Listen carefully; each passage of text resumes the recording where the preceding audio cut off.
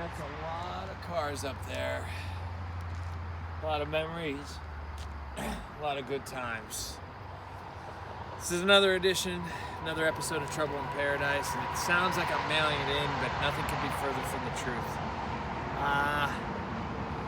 Aside from everything that's going on in the world, just gonna try and shoot straight from the hip here. Earlier this week, we lost a good one. Michael Runco, aka Michael Blade. 47 years old, 1972 to 2020. On a personal note, Brett Paradise here. I had the pleasure of tagging with Michael Blade as one half of a team called the Party Boys. Now, our entrance theme was LMFAO, Sexy and I Know It. We had our somewhat matching jackets, fur jackets, and we came out to the ring. We did quite a few shows together. We shared locker rooms together. We shared a bunch of laughs together. And I didn't quite see it coming, but, there was one time where, Blade had a lot going on his plate. Now, he survived cancer. He beat cancer. Michael Blade beat cancer. And ever since then, Blade made it his point in life to dedicate himself to his body and physical fitness. And after sharing locker rooms and after struggling with my own personal demons, he was there for me. And I tried to be there for him. Now, I know that he dedicated himself to improving his body, but that's all that he did. He centered his life around wrestling. He centered his life around his passion. He centered his life around being physically fit and giving the look of a wrestler, a good worker, a good heart. He had a good heart, and he was a great human being. We lost him way too soon. And I can tell you, I'll give you two quick memories of him. One was at the Rhythm House, not too far away from Carvana here, the vending machine for cars. Not too far from here, we had a hardcore match at the Rhythm House.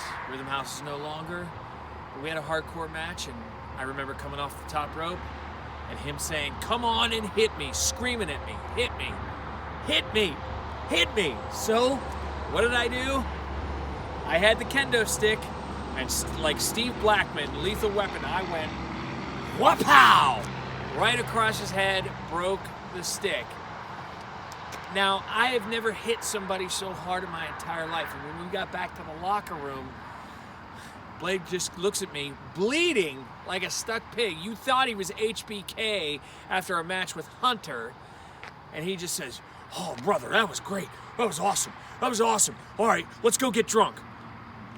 That was Blade. Because he gave his life to the business. He gave his life to the sport that we love. That was the best memory. And I can remember driving down the Parkway, right down here. I can remember driving down the Parkway, doing shows in West Virginia. And he lives all the way in Plum, just outside of Pittsburgh.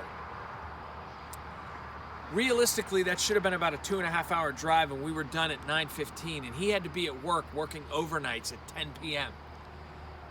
And I know that he passed from heart failure, but he almost gave me heart failure on that Parkway, doing 145 miles an hour in his I'm sitting in the back seat, and he's looking at me.